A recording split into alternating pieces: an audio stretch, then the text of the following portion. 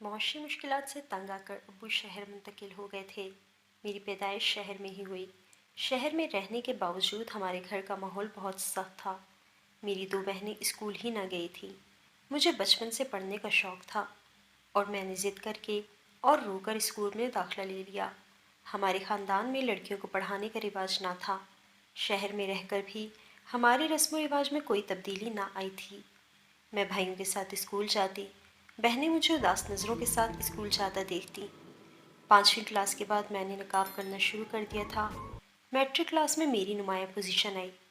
میرے ساتھ میرے والد کی فوٹو اخبار کے فرنٹ پیج پر چھپی تو والد کا سر فخر سے بلند ہو گیا اور مجھے کالج جانے کی اجازت مل گئی۔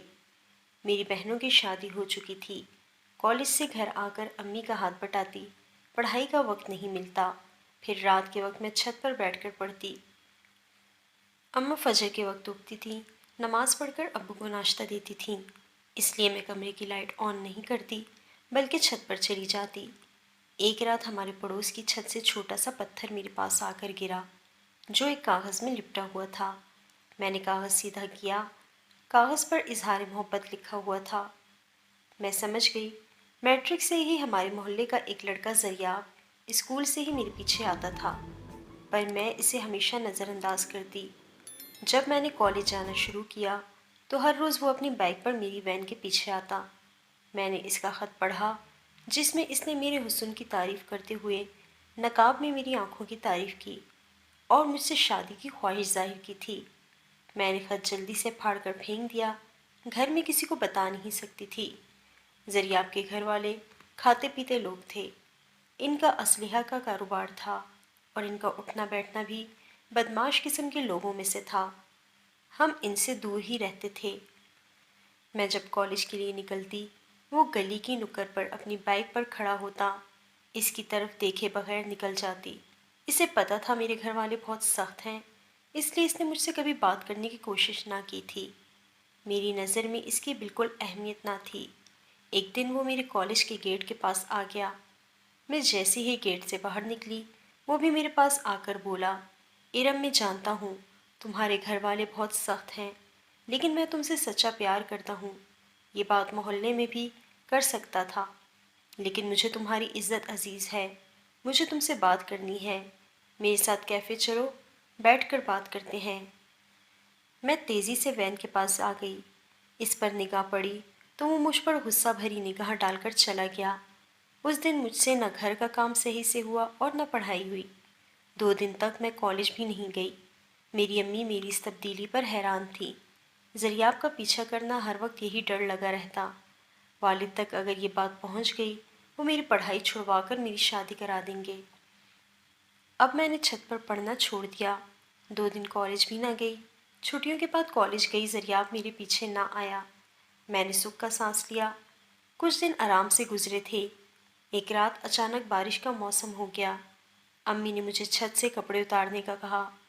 میں بھی کپڑے اتار رہی تھی، زریاب اپنی چھت پر کھڑا نظر آیا۔ اسے دیکھ کر میں جلدی جلدی کپڑے اتارنے لگی۔ اس نے پتھر پر لپٹا ہوا کاغذ میری طرف پھینکا۔ ارم، میری بات تم نے نہیں سنی۔ میں تمہاری بدنامی سے ڈرتا ہوں، اس لیے تمہارا پیچھا کرنا چھوڑ دیا ہے۔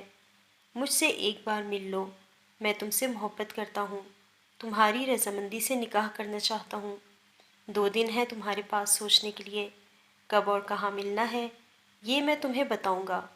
تم نے اگر میری بات نہ مانی تو نتائج کی تم خود ذمہ دار ہوگی۔ میں تمہیں دھمکی نہیں دے رہا، تم جانتی ہو مجھے اور میرے گھر والوں کو، میں جو کہتا ہوں وہ کر گزرتا ہوں۔ اندھیرے میں جب بجلی چمکی، اس کی نظریں میرے چہرے پر ٹھہری تھیں۔ مجھے ایسا لگا جیسے وہ مجھے اندھیرے میں بھی دیکھ پا رہا تھا۔ میرا خوف سے برا حال تھا۔ جلدی سے کپڑے سمیٹے اور نیچے اتر گئی۔ جی چاہتا پڑھائی چھوڑ دوں، والدین کی رضامندی سے شادی کر لوں، لیکن بچپن سے ہی میرا خواب پڑھ لکھ کر ٹیچر بننے کا تھا۔ اس خواب کی تکمیل نزدیک تھی، اس لیے زریاب کی دھمکیوں میں آ کر اپنے خواب کو ادھورا نہ چھوڑنا چاہتی تھی۔ مجھ پر زریاب کی دھمکی کا خوف سوار تھا۔ اسی خوف میں 2 دن گزر گئے۔ دوسرے دن میں کالج سے نکلی۔ زریاب کالج کے گیٹ کے پاس فاصلے پر کھڑا تھا۔ اسے نظر انداز کر کے آگے بڑھنے لگی تھی۔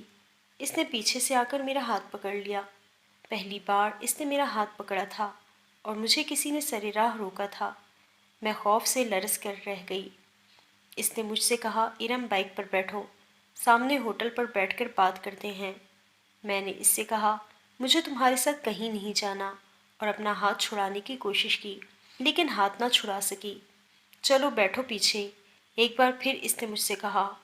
میں نے اس سے غصے سے کہا، میرا ہاتھ چھوڑو ورنہ میں شور مچا دوں گی۔ زریاب نے کہا، شور مچاؤ گی؟ چلو مچاؤ، اور ساتھ ہی سامنے کھڑی گاڑی کی جانب دیکھ کر کہا، وہ سامنے گاڑی دیکھ رہی ہو؟ اگر تم نے شور مچانے کی کوشش کی میں تمہیں اغوا کر لوں گا۔ اس گاڑی میں میرے بندے ہیں، پھر تم کسی کو منہ دکھانے کے قابل نہ رہو گی۔ نہ جانے مجھے کیا ہوا، ذرا پرواہ نہیں کی اور شور مچا دیا۔ میرے شور مچانے کی دیر تھی، زریاب کا اشارہ ملتے ہی وہ گاڑی تیزی سے ہماری طرف آئی۔ مجھے سنبھلنے کا موقع نہ ملا، مجھے گاڑی میں ڈال کر نامعلوم مقام کی طرف لے گئے۔ میں نے چلانے کی کوشش کی لیکن ناکام رہی۔ جب میری آنکھوں سے پٹی ہٹائی تو میرے سامنے زریاب کھڑا تھا۔ وہ مجھ سے مخاطب ہوا، میں تمہیں عزت سے اپنا بنانا چاہتا تھا۔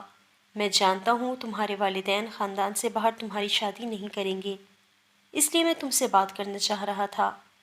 میرے رشتے کے لیے تم اپنی والدہ سے خود بات کرو گی، جب وہ مان جائیں گی تو میں اپنے والدین کو تمہارے گھر بھیجوں گا۔ میں نہیں چاہتا میرے والدین تمہارے گھر سے انکار سنیں۔ میں تمہیں عزت سے دلہن بنا کر اپنے گھر لے جانا چاہتا ہوں۔ اپنی بات ختم کرنے کے بعد وہ مجھے گاڑی میں گھر کے قریب چھوڑ گیا۔ گاڑی میں سے اترنے سے پہلے مجھے دیکھتے ہوئے بولا، ارم تمہیں میرا ہونے سے دنیا کی کوئی طاقت روک نہیں سکتی، اور کالج جانا مت چھوڑنا۔ میں کالج سے 2 گھنٹے لیٹ گھر پہنچی۔ امی میرا اتنا لیٹ ہونے پر پریشان تھیں۔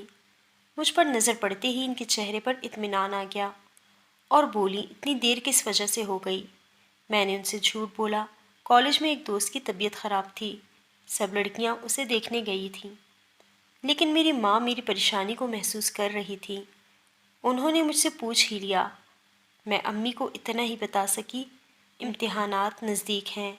امی نے میری بات پر یقین کر لیا۔ میں زریاب کی باتوں سے اتنی خوفزدہ تھی، کالج جانا چھوڑ دیا۔ انہی دنوں میری پھپھو کے بیٹے کا میرے لیے رشتہ آ گیا۔ ابو نے میرا رشتہ مجھ سے بنا پوچھے طے کر دیا۔ چند ماہ بعد میری شادی کی تیاریاں مکمل ہو گئیں۔ بارات والے دن میں دلہن بنی بیٹھی تھی۔ میری بارات دوسرے شہر سے آنی تھی۔ دلہا والی گاڑی کا مخالف سمت سے آنے والی کوچ سے ٹکرا گئی۔ یہ خبر سن کر میرے پاؤں سے زمین نکل گئی۔ میرے منگیتر کے سر پر چوٹ لگی، وہ موقع پر دم توڑ گیا۔ میں اس صدمے کے بعد بہت عرصے تک اپنے ہوش میں نہ رہی، زندہ لاش بن گئی تھی۔ میرے والد اس صدمے کو نہ برداشت کر سکے، چند ماہ بیمار رہ کر اس دنیا سے چلے گئے۔ اب والدہ ہر وقت مجھے جینے کی امید دیتی۔ امی کی باتوں سے مجھے حوصلہ ملا۔ ایسے ہی ایک شام میں چھت پر گئی تو مجھے چھت پر زریاب کھڑا نظر آیا۔